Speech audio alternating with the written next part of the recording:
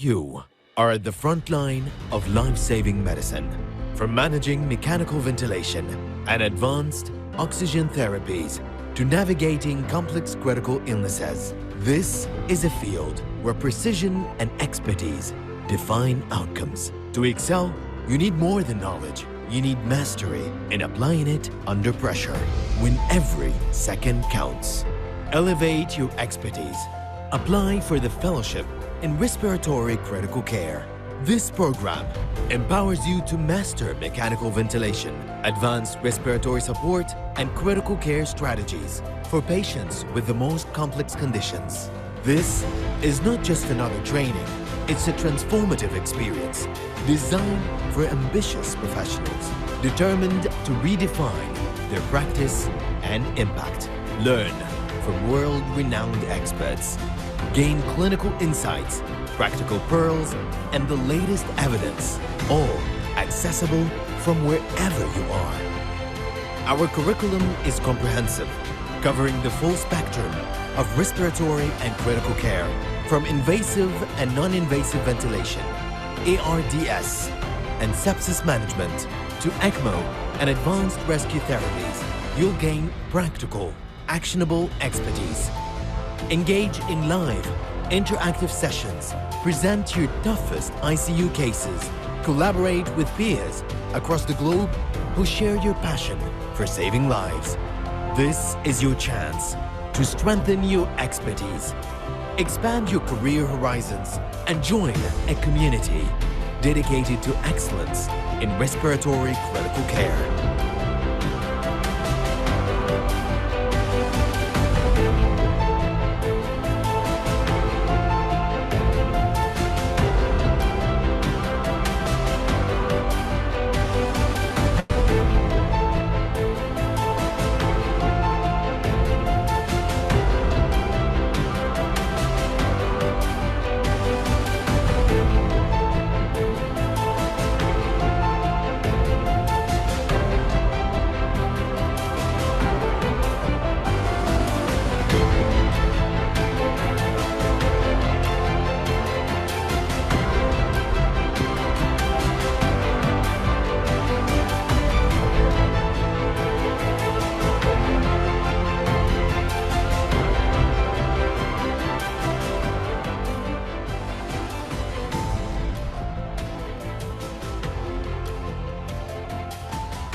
The future of respiratory critical care is here. Are you ready to lead it? Applications are now open. Visit our website to begin your journey today.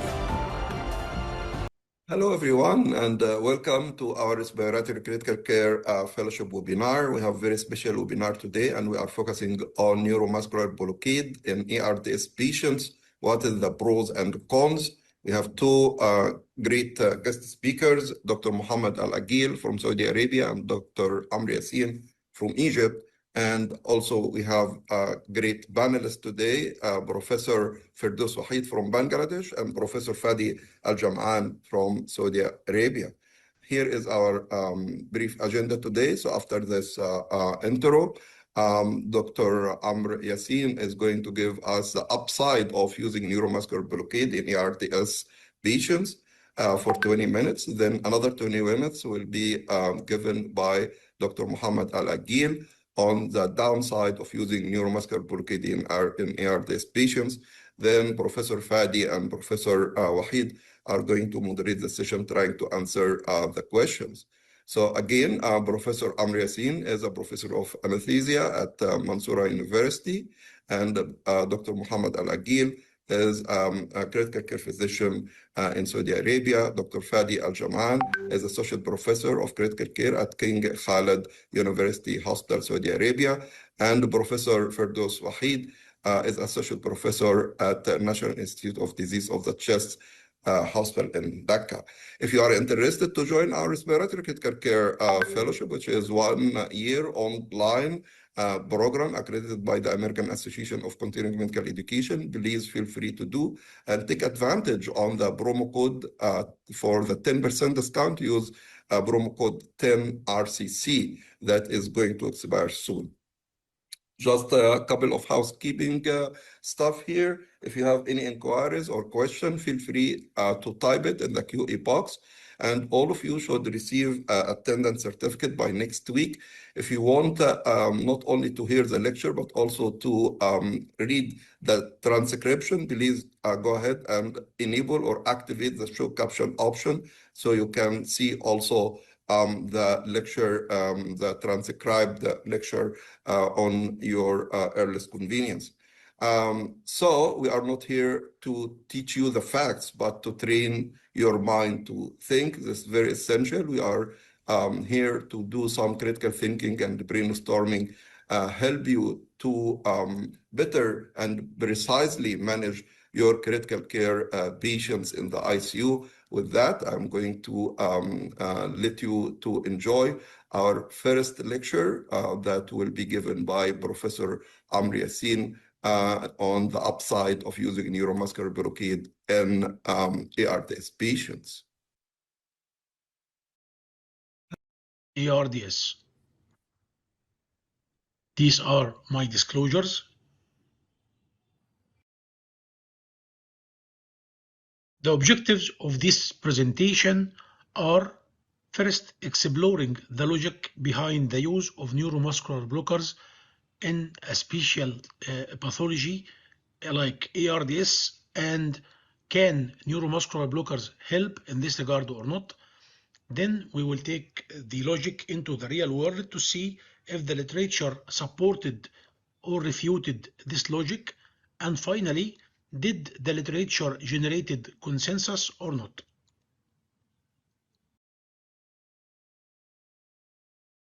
All ICU practitioners seeks for ideal mechanical ventilation, satisfying these several points.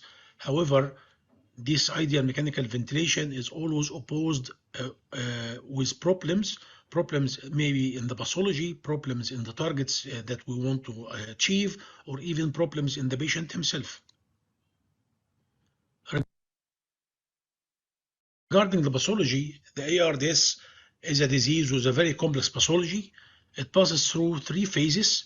The first phase is the exudative and the acute phase, followed by the proliferative or repair phase. Both phases, but particularly the first one, are characterized by hypoxia of varying degrees of resistance, reduced compliance also of varying degrees, and increasing ventilation perfusion mismatch. Finally, if the patient went into the chronic or fibrotic phase after the day 14, usually they start to have lung fibrosis of variable degrees and pulmonary hypertension. The problems that we may face on those patients are problems related to the pathology of ARDS itself, where the lung is very fragile and susceptible more to the shear stress produced by excessive respiratory movement and mechanical ventilation, thus requiring lung protective strategy. Problems in the targets that we need to achieve in controlling the oxygen and carbon dioxide, as well as the work of breathing, and problems related to the patient himself.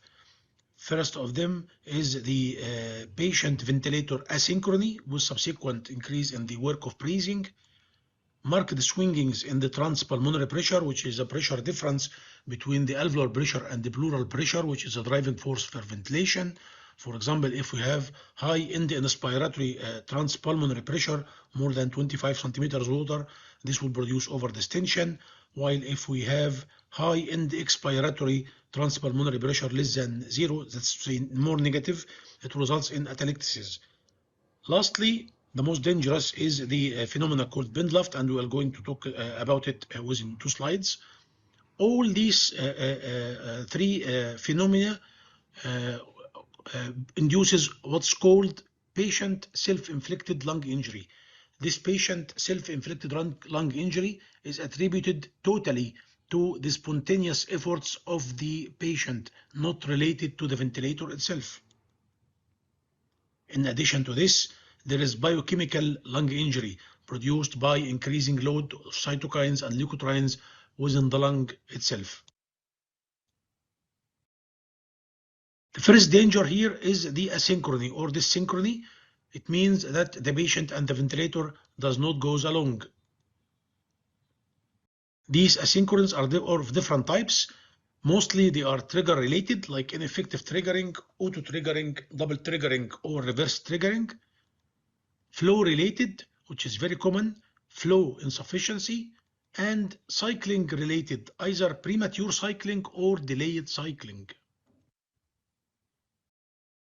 These asynchronies are common, occurring in about 25 to 40% of ventilated patients, and they can be quantified using what's called asynchrony index, which is the number of asynchrony events over the total cycles in a unit of time. If it is more than 10%, this means high asynchrony index. Asynchrony is very dangerous because it has deleterious effects like increasing work of breathing and subsequently oxygen consumption, increasing patient discomfort, stress, cough, vomiting, and of course requiring more sedation, increasing intracranial pressure and reducing cerebral perfusion pressure, cardiovascular consequences, as well as outcome effect by prolonging mechanical ventilation and longer ICU stays. Another aspect of the patient ventilator asynchrony is that it is a progressive phenomenon. This graph illustrated the progress of patient ventilator asynchrony occurring in a single patient over a single day. As we can see, it started in a minor degree and progressed all through the day until finally reaching a destination of double triggering, or what's called stacked breathing in those patients. So a question arises, can sedation itself only protect against the asynchrony?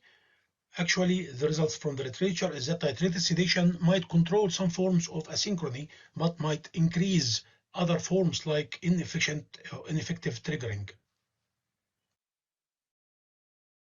The third major risk of spontaneous breathing during ARDS is Windluft, or swinging air in German. Windluft is a very serious phenomenon in which there is intrapulmonary gas redistribution between different lung zones that fills during inspiration but at different times of the inspiratory cycle. Here we can see these four graphs representing the four zones of the lung based on the dependency. Zone number 1 is the least dependent, while zone number 4 is the most dependent in the lung. Notice here that during inspiration in zone 2, what happens is that the flow is decreasing instead of the normal phenomena of increasing the flow during inspiration, meaning that the air will leave this area to another area inside the lung. What happens actually is that during early inspiration, there is a strong diaphragmatic contraction, spontaneous activity.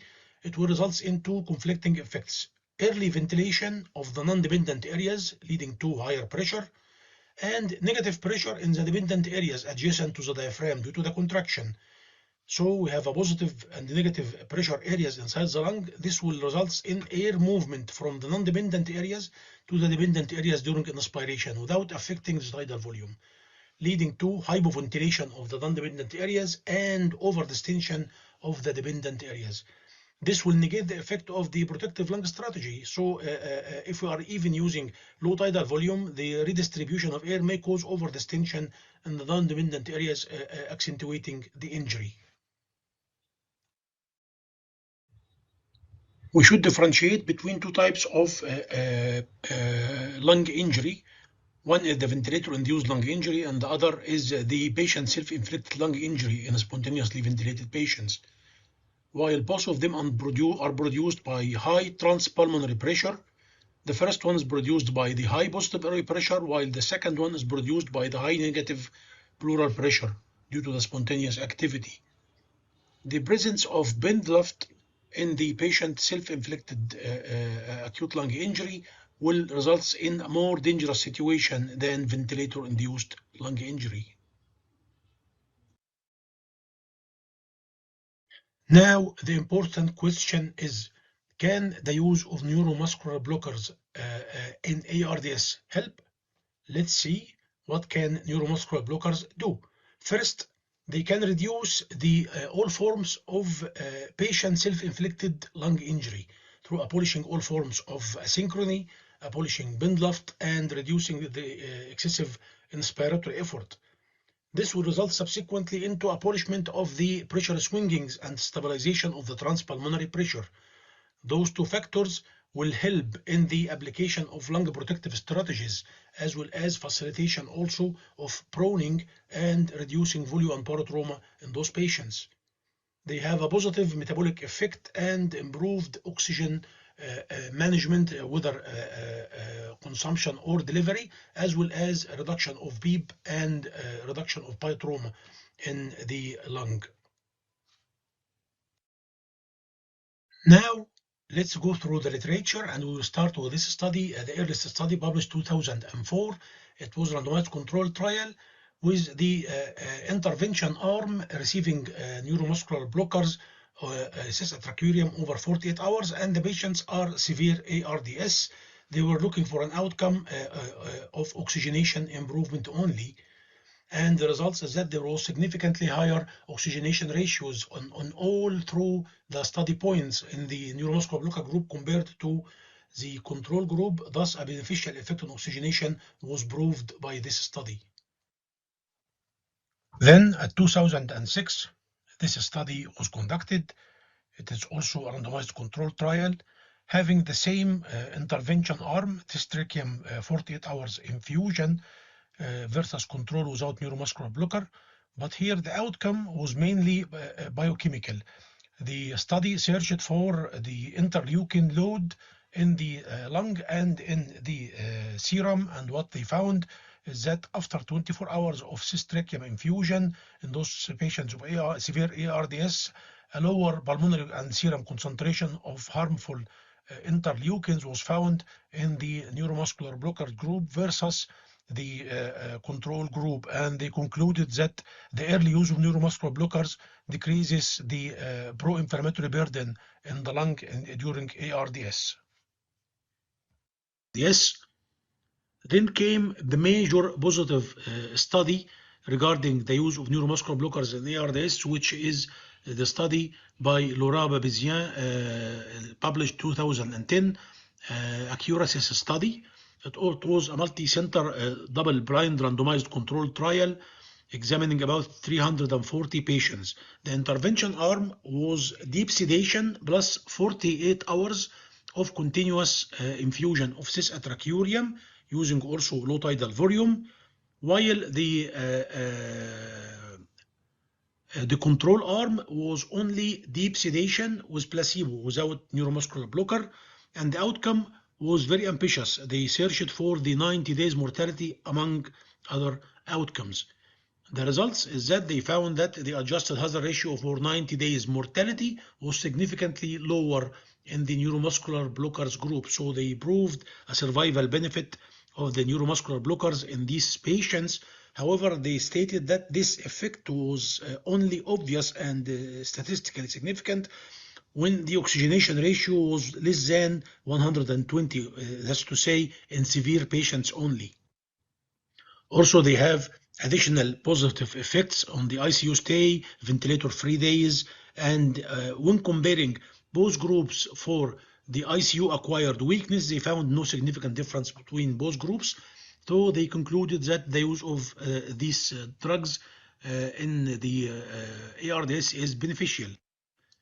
Everything is going okay until the ROSE trial.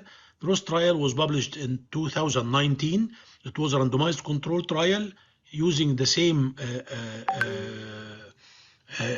study arm or intervention arm, deep sedation plus neuromuscular blockers in 48 ICUs in the USA, 1,006 patients, a huge number of patients, and it also searched for the 90 days mortality among other outcomes.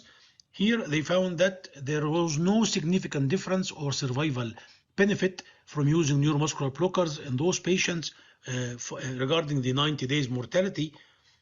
However, they found there is no difference in the ICU acquired weaknesses, so they concluded that it may be beneficial but without an actual survival benefit. Let's critically analyze in depth the accuracy study and ROSE study. Regarding the study question, the accuracy study asks a question of does paralysis help? So they are investigating paralysis versus no paralysis in deeply sedated patients in both groups, while the ROSE The question is, does paralysis plus deep sedation better or worse than light sedation strategy? The control arm is the main difference. In the accuracy study, the control arm is deeply sedated without neuromuscular blockers, like the sedation level in the intervention arm, while in the ROSE, the control arm is light sedation compared to deep sedation in the intervention arm, so it is not a true placebo. So the design flaw is that in the accuracy study, sedation harm is possible in the control group. As we know, some forms of patient ventilator asynchrony, like ineffective triggering, is increased with increasing the depth of sedation, which is applied to the accuracy study, but not in the ROSE, where the control group have light sedation. So the true effect of neuromuscular blockers is not isolated in the ROSE study, and it is confounded by different sedation levels between the control and the intervention arm. The ROSE study. Let's see now the meta-analysis. First, the meta-analysis, the first one was published in 2012 before the ROSE, and it established beneficial effect in the ICU mortality, the 90 days mortality, and in the parotrauma, in the neuromuscular blocker group, all favorable and positive effects, with no difference regarding the ICU acquired neuropathy. While this was followed in 2013 by another meta-analysis that found nearly exactly the same results. There is survival benefit over 28 days and in the ICU mortality and hospital mortality. Then after the ROSE, the situation becomes different. This meta-analysis was conducted 2021, published 2021, and in which it was found that there is survival benefit for the neuromuscular blocker use in the 28 days mortality and ICU mortality.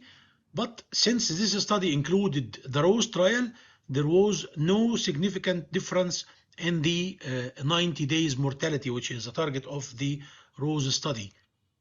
So they concluded that the early use may improve oxygenation, but it doesn't affect 90 days mortality in contrast with the previous results. In 2020, the authors here for this meta-analysis tried to isolate the confounding effect of different control groups. So they divided the meta-analysis into subgroups and found that in the group with the light sedation in the control arm, which is actually only one study, the ROSE study, there was no survival benefit at the 90 days. While in the studies where the control group had deep sedation, they found a significant survival benefit over the control group by using the neuromuscular blockers.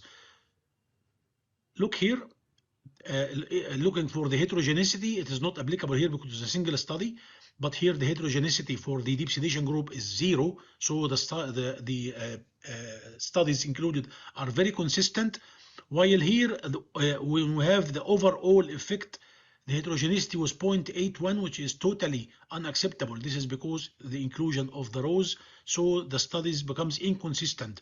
This is why ROSE should not be accumulated with other studies to do meta-analysis in such a condition.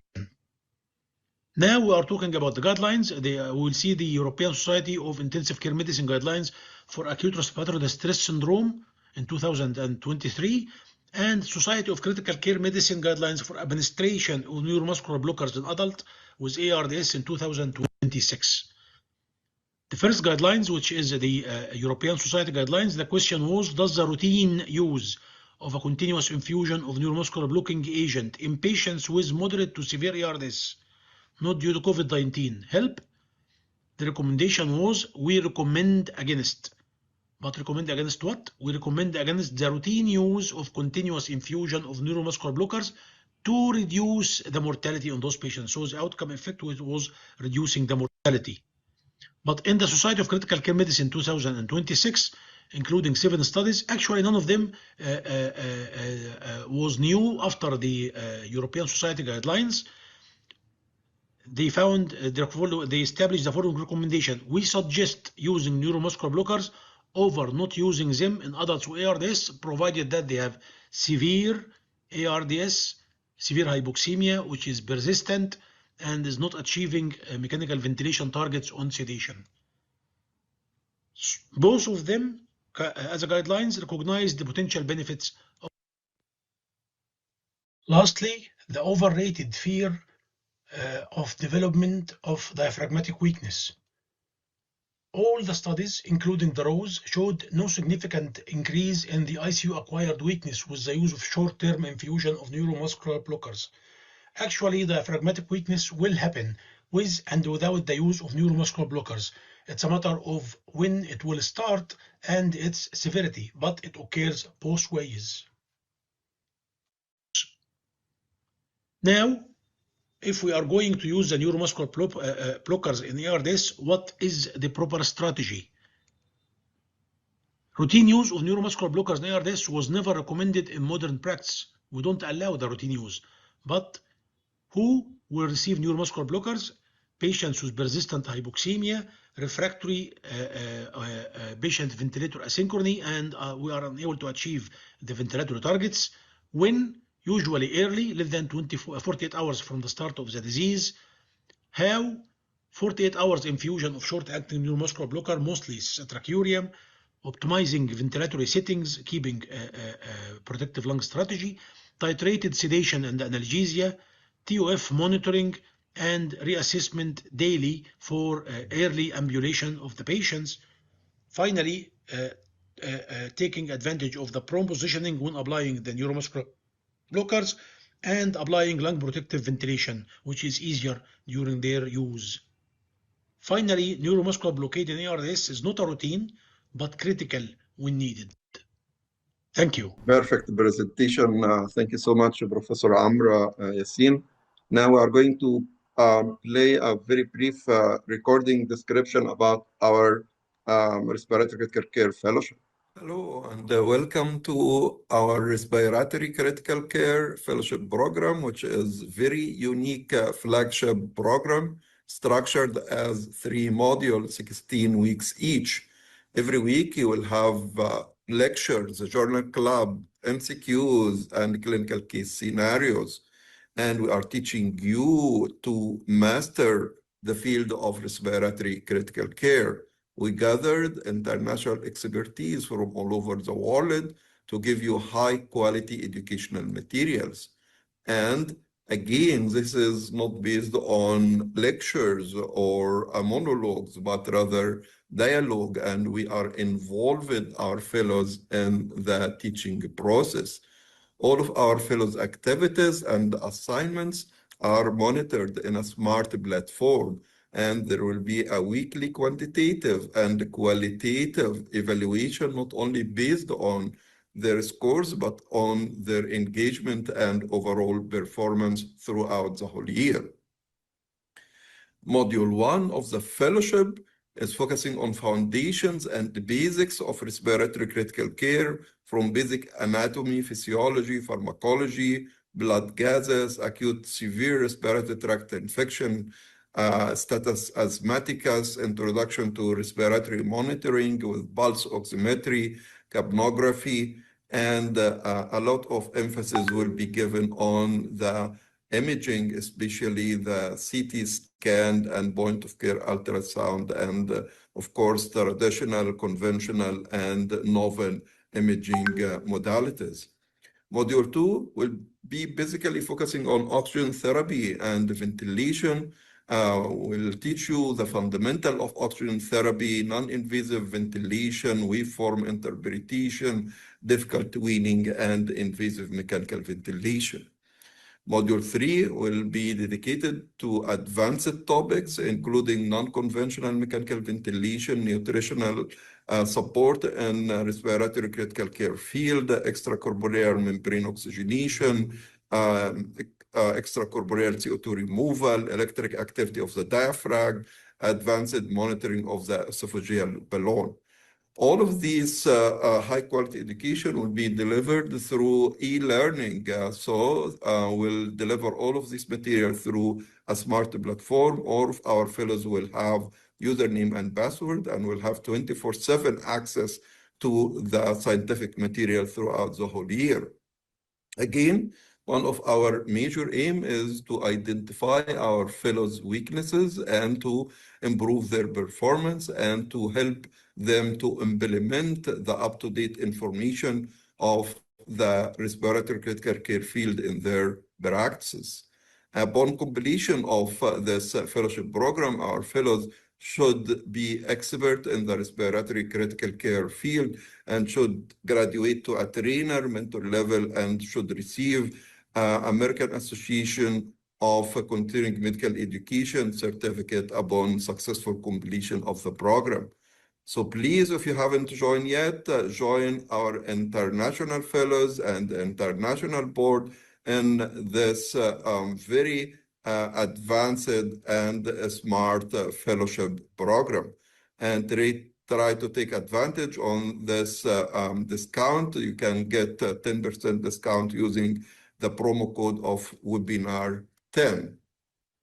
So, as you know, knowledge has no values unless we put it in practice. So the great aim of education is not the knowledge itself, but the action. So hopefully we are going to implement this clinical knowledge and improve our patient care and our patients' outcome. Hello everyone, good evening. So we will switch now to the second part of our webinar. Appreciated Professor Amr Yassin for this nice presentation. It was very informative, discussing the types of patient ventilator asynchrony or dysynchrony, and really comprehensive approach for the advantages of the use of the neuromuscular blocker. So now let's look for the other side. So Dr. Mohammed Al-Aqil, my colleague, he is a consultant and assistant professor of emergency medicine and critical care in the King Saud University in Saudi Arabia, Riyadh, and also he is intensivist and emergency medicine consultant in the University of British Columbia, Vancouver, Canada. So he will present for us the cons sides from the use of neuromuscular blockers in the ARDS. Assalamu alaikum, Jamian. My name is Mohammed Al-Aqil, and I would like to thank the World Institute of Critical Care and Emergency Medicine for hosting me and having me on this debate. I'd like to thank my esteemed colleagues for their contributions in this talk as well. First of all, I'm just going to talk about the cons aspect of neuromuscular blockade in ARDS. We'll talk a bit about the evidence, the harms, and limits of it. I'm here to argue the con section. I'm not here to tell you that a neuromuscular blockade has no role in ARDS, but my point is to argue that routine use of neuromuscular blockade in ARDS is not based on any good evidence, and in fact has a lot of suggestions of harm. So during my 20-minute talk, I will talk about the evidence behind it, how it works in ARDS, talk about the lack of patient-oriented outcomes, and I'll talk about the guidelines and how that plays into real-world practice. So my colleague in the pro section would have delved deeper into the benefits of neuromuscular in ARDS. So theoretically in ARDS, neuromuscular blockade helps facilitate ventilation by blocking spontaneous breathing, improving recruitment, helps by decreasing asynchrony, decreasing transpulmonary pressures, which decreases, in theory, lung injury through decreasing lung stress, improves the ability to ventilate patients, and allows for permissive hypercapnia, as well as reduces oxygen consumption, obviously, through decreasing work of breathing, allowing shunting for improved oxygenated blood to other tissues that may be in need in states of shock. And specifically, there's some evidence suggesting that benzoylquinolones, which are most of the neuromuscular blockade studies, specifically cisatraconium, may have in itself some anti-inflammatory effects, which may be beneficial in the context of ARDS. And also specific to these group of neuromuscular blockade is that they are not metabolized through the liver or the kidneys and do not suffer when it comes to organ failures due to their elimination through the Hoffman effect and are stable through use even in our complex critical care patients. So these are theoretical benefits of neuromuscular blockade and ARDS. So prior to that, there were some smaller interventional trials suggesting possible benefit. So a larger trial was conducted, and this is really what ignited the interest in neuromuscular blockade and ARDS. In 2010, it was published, the ACURAS trial. And it was quite a seminal trial when it comes to neuromuscular blockade and ARDS. And they studied, the question is in moderate severe ARDS, is there a mortality benefit to neuromuscular blockade in deeply sedated patients? And they deeply sedated these patients using a Ramsey scale. They found improved oxygenation in muscular blockade patients. They found that at 28 days, there was no increased rates of ICU-associated weakness. And then they found adjusted improved 90-day mortality. And they concluded that improved 90-day mortality was found without increase in weakness rates. Important to note is that adjusted 90-day mortality, and that's a big drawback to this trial. And these adjustments were based on the SAPS score and PF ratios and plateau pressures for these patients to find that benefit. So let's talk about the issues here already that became clear even during the trial itself. The trial was significantly underpowered, and the problem, it was underpowered due to the fact that during their estimate of the trial, they had assumed a mortality of 50%, and that they would find a 15% mortality benefit in the intervention arm versus the control arm, which is why they reached a recruitment of 340. Whereas in actuality, the mortality was significantly lower, around 40%, which would have required significantly more patient recruitment, up to 800 plus patients. So the trial was underpowered, and their accrued mortality was non-significant, which is why they published it as an adjusted mortality. Importantly, as a criticism to the trial itself, during its registration, the trial was registered as an absolute mortality trial as an outcome, but during publication, it was an adjusted one, which they obviously did during the trial when they found that they would not be able to find that mortality difference based on their numbers. And there was also significant concerns due to non-controlling for covariates or co-interventions such as proning and steroid use, which was suggestive at the time to obviously affect mortality. So, even the authors at the time concluded that this trial on its own was not enough to set practice. And in fact, it suggested that this should have been replicated with larger sample size to say if these signals were more definitive. And then there was a question: was ACURAS actually studying neuromuscular blockade, or was it actually studying deep versus deeper sedation? And the argument is that deeper sedation in its own has been found to be harmful. So was it the fact that you had to more deeply sedate patients who were not a neuromuscular blockade? And maybe that's where that's where the benefit comes from the harm that you expose patients to. It's tough to say.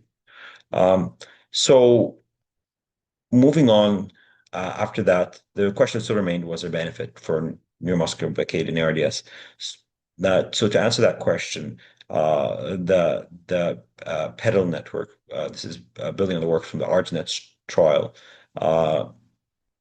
went about and performed the ROSE trial, which was reevaluation of systemic neuromuscular blockade. And they wanted to build on the ACURAS's work, but they wanted to be more. They had a few different goals. They wanted a larger sample size to achieve that statistical power to see if there is any meaningful benefit.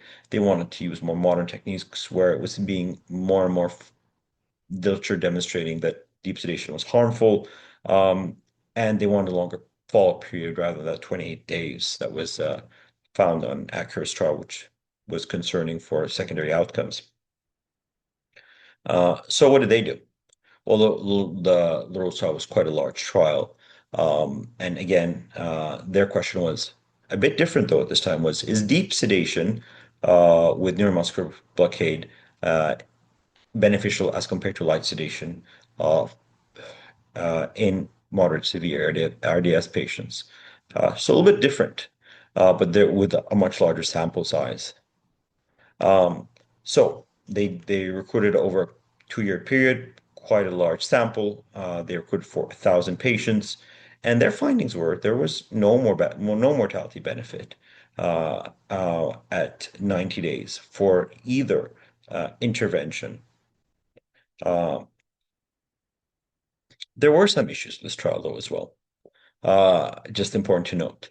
This trial obviously was unblinded due to the nature of it, of the interventions itself. There was also quite a bit of concern about selection bias in the trial because the trial had a very early recruitment, much more so than Accurus when it came to recruitment. But due to the fact that they excluded patients who were initially already on already on neuromuscular blockades prior to initiation, that there was concern that a lot of the sicker patients were already excluded from the trial. And even the larger Rose trial was also an underpowered trial because the trial was designed to detect an absolute risk difference of 8% in mortality between intervention and control. And they needed around 1,400 patients to recruit. And that was their protocol. And it was a superiority trial. But an interim analysis found that they were unlikely to reach that, so they were stopped due to futility by steering committee, which in essence makes this, again, an underpowered trial for a definitive answer. And there's also quite a bit of concern about rescue or adjunct therapies with even lower proning rates, even though this is a more modern trial in the cohorts, the 2 cohorts. But ultimately, this was a negative trial. But there was some concerns of harm, though. They found that there were increased rates of ICU-acquired weakness at 7 days and 28 days for the neuromuscular blocking neuromuscular group with deep sedation. They also found significantly increased events of serious cardiovascular events in the intervention arm with deep sedation and neuromuscular blockade without any benefit demonstrated. So in totality, that was the amount of interventional trials done in neuromuscular blockade, 7 in total, including the smaller trials prior, totaling around 1,600 patients. So multiple systematic reviews were published, and this is probably one of the most widely referenced, which a lot of the probably guidelines are based on. And you will see that the systematic reviews separated these 2 patients, these 2 trial findings. And they came up with the conclusion that, and if it moderate to severe ARDS, if you were to compare light sedation strategy to a deep sedation strategy with neuromuscular blockade, that there was no benefit. But if you were to compare a deep sedation strategy to a deep sedation strategy plus a neuromuscular blockade, then there was a benefit, which is conflicting to say the least. But if you were to actually analyze these 2 trials as far as total mortality or crude mortality, there was no benefit.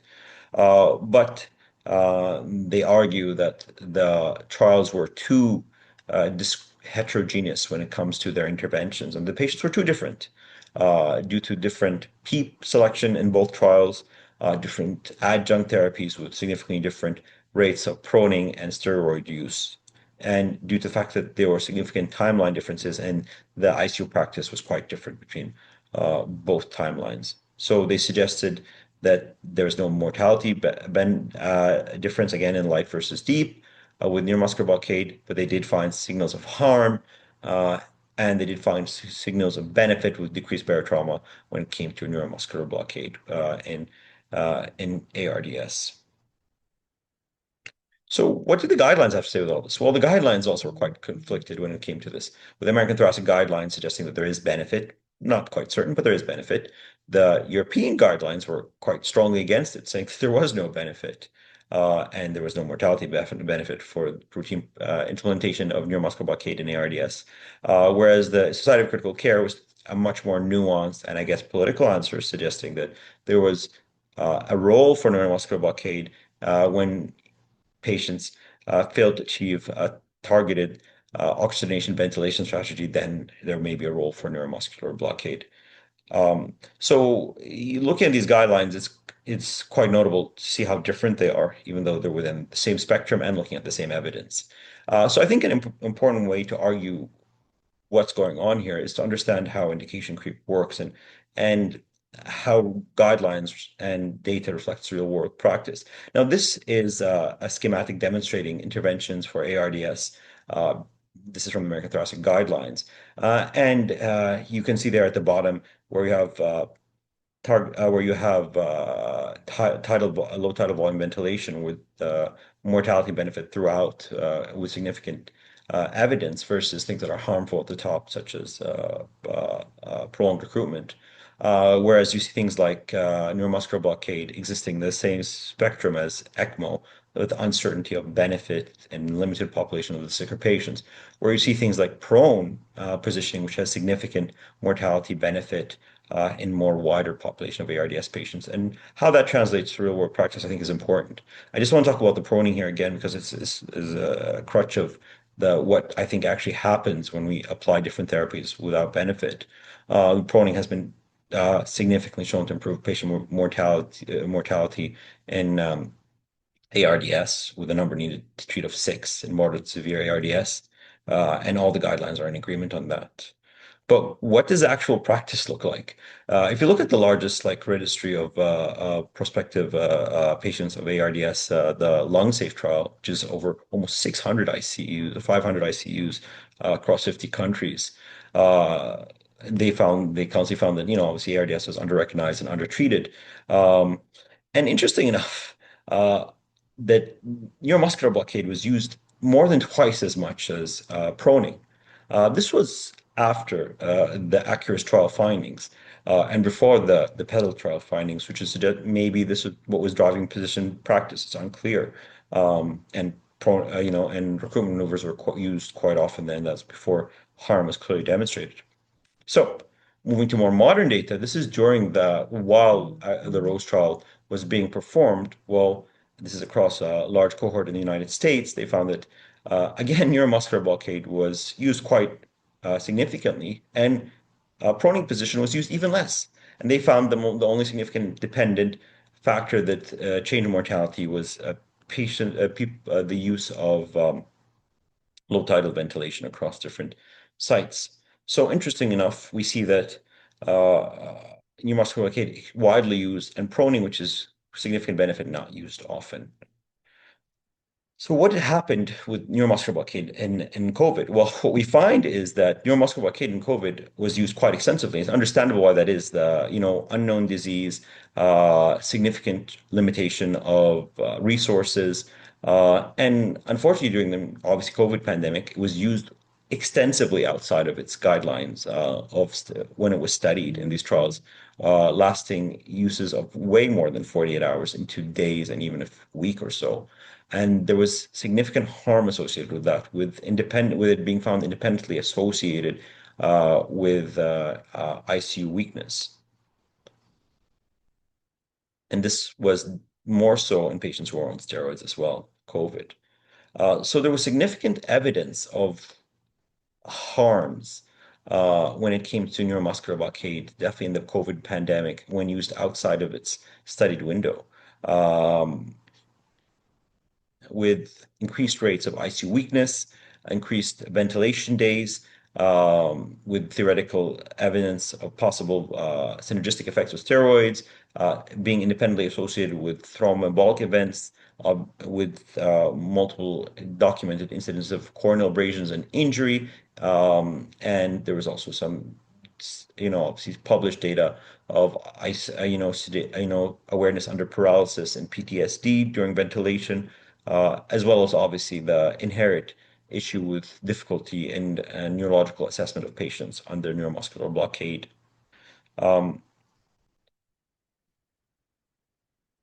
So the harms became more prominent, and with more evidence, it became clear that people were using neuromuscular blockade outside of the studied 48-hour windows, and we were seeing increased rates of harm from neuromuscular blockade patients. And this was likely due to the use outside of the windows suggested. And again, now neuromuscular blockade was used for other indications, such as status epilepticus and hyperthermia. And with these increased uses, it's been independently found to be associated with weakness, ventilator-induced diaphragmatic dysfunction, um, and increased rates of VAP, ICU length of stay, um, and possibly increased mortality at 1 year. So now let's go back to a fundamental here. When we're not sure about the benefits of a therapy, uh, what do we focus on? Unfortunately, when it comes to critical care and medicine, we start focusing on we start focusing on non-patient oriented outcomes. We focus on secondary outcomes, things that look good to us, but don't actually uh, improve patient outcomes, surrogate endpoints. So what happens when we focus on surrogate endpoints? Well, we have a lot of evidence of what happens. Like hormone replacement therapy, increasing coronary artery events, and thromboembolic events. We have evidence with the controlling arrhythmias post MI, increasing mortality. We have in the ICU, aggressively controlling blood sugar, worsening outcomes, and we have obviously improving oxygenation that again we've tried to do in different settings, such as high flow ventilation with worsening outcomes, and even on more importantly earlier on when it comes to things like high tidal volume ventilation, which was initially touted for improving oxygenation, which later on proved to be one of the most harmful interventions we could have, subjected our patients to. So I think when it comes to neuromuscular blockade and ARDS as a therapeutic intervention, it leaves me with more questions than answers. I don't know that neuromuscular blockade actually improves any patient-oriented outcomes. I don't have any good evidence to support that. It's not clear to me what exactly it doesn't improve and doesn't matter. And if it does improve something, does it even matter to the patient in any meaningful way for his outcome? Um, and if it does help, how does it help? That's not clear to me. Was it the benefit of the neuromuscular blockade or the increased harms of the sedation that we're actually seeing as a signal? And then importantly, what neuromuscular blockade are we talking about? Most of these trials, the large majority of them are cis-atraconium trials under specific, dosage uh, uh, with bolus. So when we talk about neuromuscular blockade in totality, it's not really talking about it. We're talking about one medication. And we don't actually have a clear idea about what the dosing is, and what happens when we cut it down. Does it change anything? Or when we increase it, we don't know that. And then another question is, how should we monitor neuromuscular blockade? This is again brought up quite a bit, and we don't monitor it well, and we don't have any evidence that monitoring actually makes a difference. And then we don't know what the effect is of neuromuscular blockade and ARDSs on other adjunct therapies. It's not been well studied. Does it help us achieve them? Does it help us, or does it dissuade us from doing them? And that remains to be studied. So I think my take-home points as for my con section is that neuromuscular blockades have been an ARDS, um, have been studied in a very narrow therapeutic window, with no clear mortality benefit, uh, based on a very methodologically flawed initial trial, followed by a larger trial that showed no benefit, and with measurable harm. And then every time we use it past that indication or predetermined studied protocol, the harm becomes more apparent. And deep sedation with neuromuscular is not compatible with modern ICU care with early wakefulness and decreased sedation. So paralysis in general should not be used as standard therapy because there's a lot of adjuncts associated with that which are harmful. And we have superior alternatives such as proning. And my concern is, and though this has not been studied, is that when you paralyze someone, is that you're going to get that improved oxygenation at the detriment of not proning that patient who needs that because you haven't improved his lung mechanics. In actuality, you've improved his oxygenation. Uh, and we lie to ourselves saying that we've done something good for the patient, and rather we've delayed the therapy that may benefit him, that we know benefits him.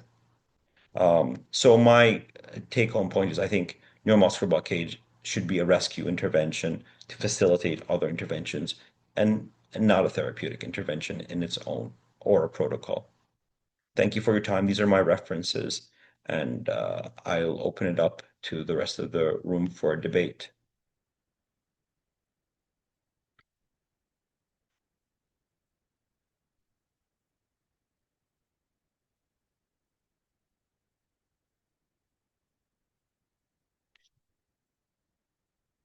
Thank you. Appreciated Dr. Muhammad for this very nice presentation. So we had two very nice presentations by Prof. Amr Yassin and Dr. Agil discussing the topic. So now, Professor Wahid. Thank you for nice presentation. I have a question to Mohammed Elagil. Can early short-term neuromuscular blocker reduce patient's self-inflicted lung injury and improve lung protection ventilation in severe ARDS? Can it improve? I mean, the question is, can it improve patient-induced lung injury or improve synchrony? Maybe it can, but does that mean that it's what we should do? I don't know that that's the right question. I think that focusing on a surrogate outcome is a problem. I think that's why the trials exist, because just as these medications can improve things, they may make things worse. So if you're improving patient synchrony, decreasing P-villi at the detriment of increasing ICU weakness, thrombosis, and pneumonia, the overall, addition of that would probably be harm, and definitely not in mild ARDS. That's probably not where you want to be using it, because that you will need to deeply sedate a patient who has milder disease as well. So I think that's probably not the right strategy, if I understood the question. I think Dr. Agil and Prof. Amr and Prof. Wahid, if you can take or simplify the whole issue. So we have patients with severe lung injury or severe ARDS, so it's like ARDS, but more those with the severe. So those patients, they have high ventilatory drive. So because of this high ventilatory drive, so then they are very prone to have asynchrony or dysynchrony with the ventilator, and they're more prone to have self-inflicted lung injury because of this high ventilatory drive. So the point now is that we don't want them to harm themselves because of this high ventilatory drive. So the point now is that, are we able to control this high ventilatory drive by sedation, or are we able to control this by adjusting the ventilatory settings to match their ventilatory drive at the same time, but not giving them high enough support from the ventilator to damage or to harm their lungs?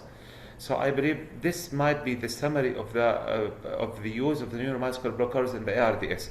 So we want to match their ventilatory drive, but at the same time, not to the degree, because usually those patients, they have very high ventilatory drive. If we give them their requested flow or their needed respiratory rate, then they will harm themselves. But the point now is that this is one of the questions, Prof. Amr Yassin. One of the questions was, until when? You will give them, or most of the studies, they were for 48 hours. But in practice, those patients, they stay like this, the tachypnic, and they are asynchronous for more than 48 hours. So why only 48 hours? Okay. First of all, let me agree with Dr. Muhammad on one point for the benefit of the audience, that we should make the neuromuscular blockers as a last resource. So we have the problem of the patient, they have a high neural drive. This is the main problem. So they have asynchrony with the ventilator. We are trying to support him with the ventilator, but they are not going along with each other. How can we improve this? To reduce the use of neuromuscular blockers and to reduce the period you are using. This will be through advanced monitoring of respiration. Hopefully this will be a matter of 1 week study in the fellowship about the advanced respiratory monitoring. So, for example, if we are going to speak about the NAVA or the neuro assist ventilatory support or assistance, this is a mode. It's not very new. It is about 12 years in the market now. It takes through the esophageal catheter. It senses the electrical activity of the diaphragm, and based on the neural drive of the patient, starts to modify the support given by the ventilator, thus abolishing the asynchrony. Interestingly, it doesn't require deep sedation, and of course, there is no neuromuscular blocker. So if I have the chances to do advanced monitoring for my patient and to match the neural drive of the patient with the actual support sensed by the ventilator, there will be no need at all for using the neuromuscular blockers. It will be 0 hours, not more than 24 or 48 hours as required but now. I think the issue of 48 hours is arbitrary. Just it was found that the diaphragmatic disuse atrophy pathologically starts within 24 hours, and it will be clinically apparent after 48 hours and becomes progressively increasing after that period. But there is no literature evidence it is that the cutoff limit is 48 hours, and after that's not safe. And also it's still not safe before the 48 hours because the diaphragmatic atrophy starts within 24 hours. So it will never be a matter of solid cutoff points. It will be based on a balance in the clinical decision using the neuromuscular blockers with its problems versus my capacity to solve the patient problems of asynchrony and hypoxemia without using them.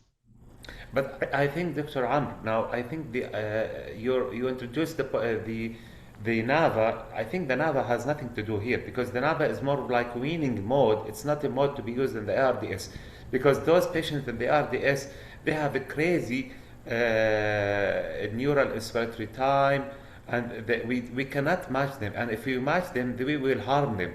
So actually, we want them to go with the regular or the normal, non-harmful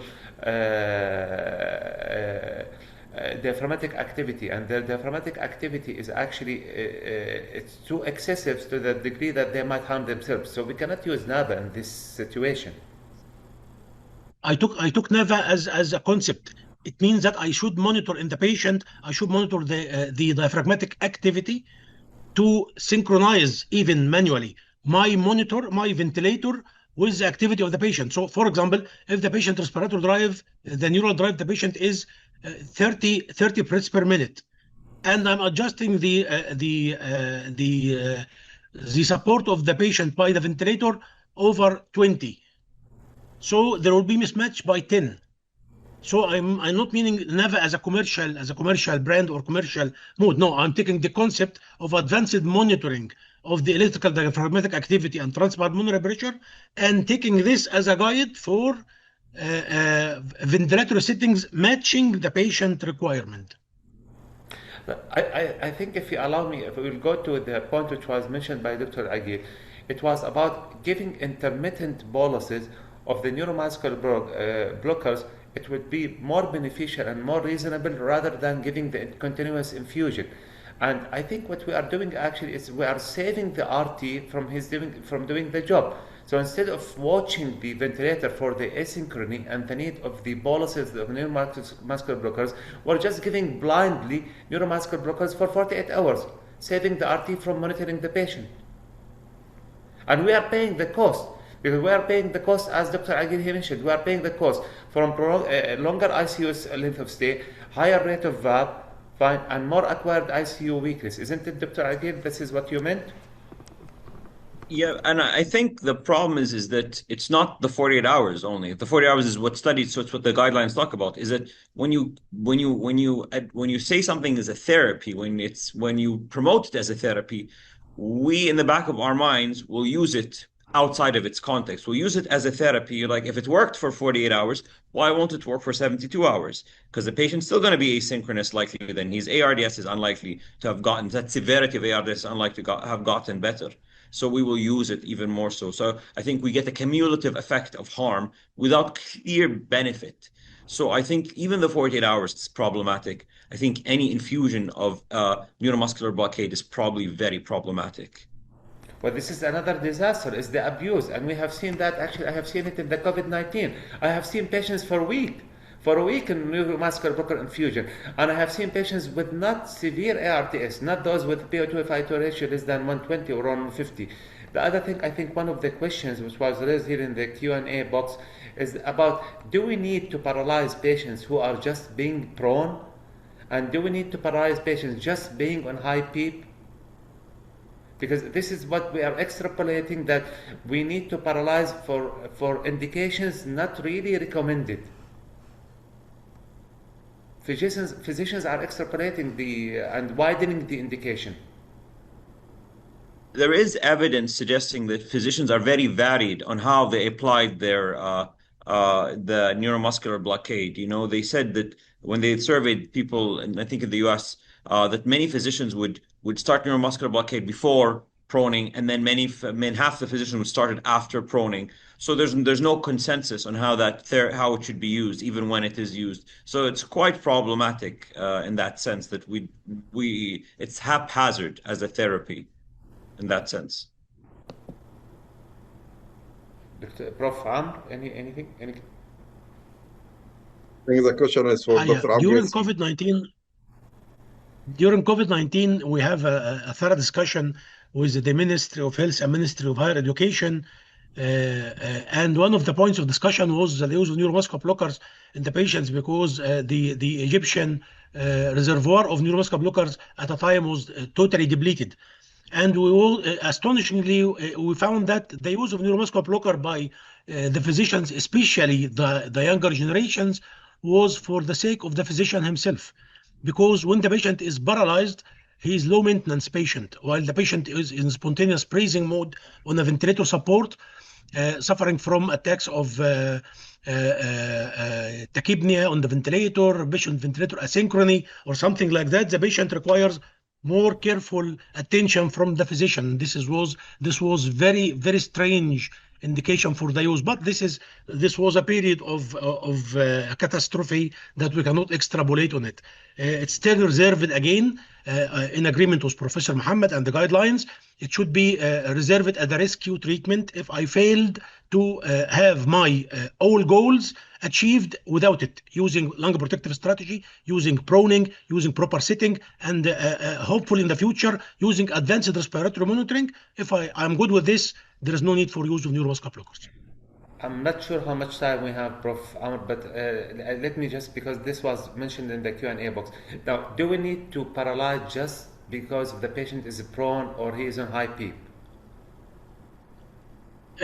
For proning, no, it's not necessarily, but maybe especially in patients with higher body weight and body mass index, they cannot tolerate proning sometimes without paralysis.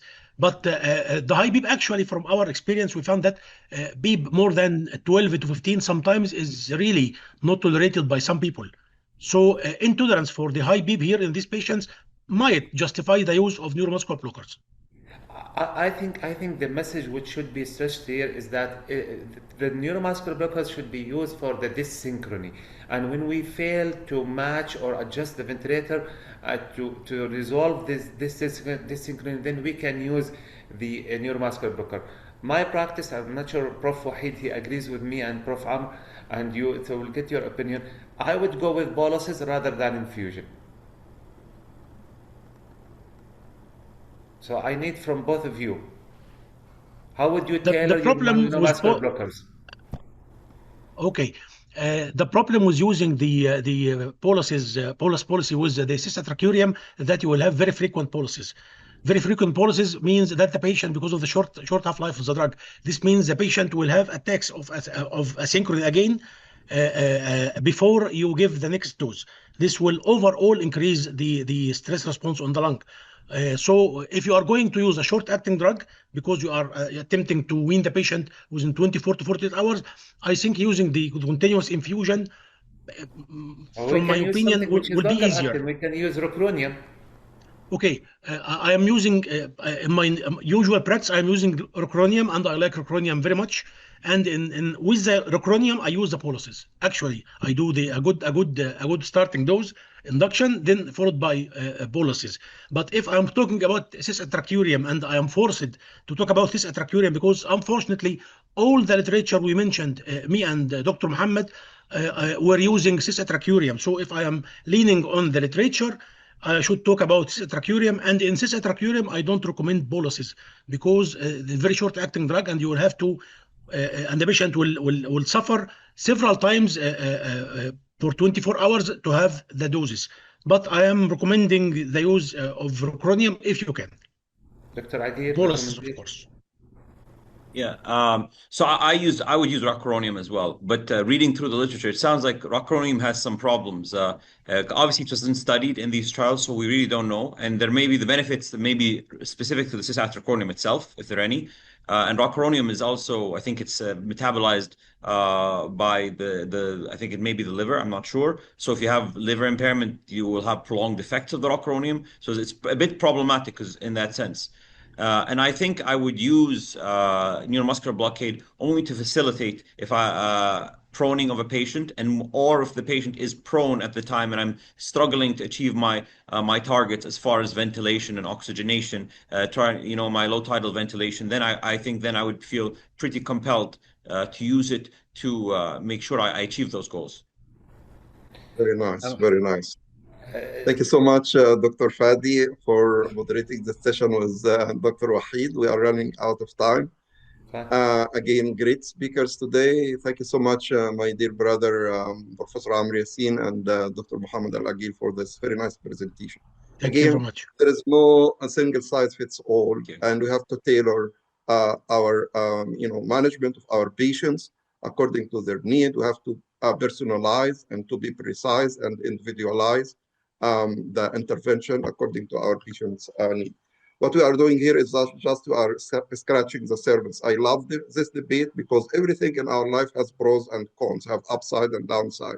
And here we are discussing this, just trying to scratch the surface. But if you want to dive deep, please join our fellowship for 1 year online fellowship, high quality. You have all of our board member will help you to understand this debate and if there is consensus or no consensus in several aspects of our daily practice.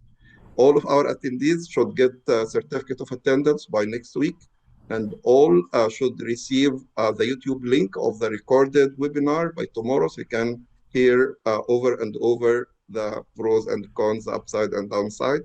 With that, I wish the rest of the day, the afternoon, the evening, the night for every one of you, and we'll see you in our next month webinar. Bye. Thank you very much. Thank you all.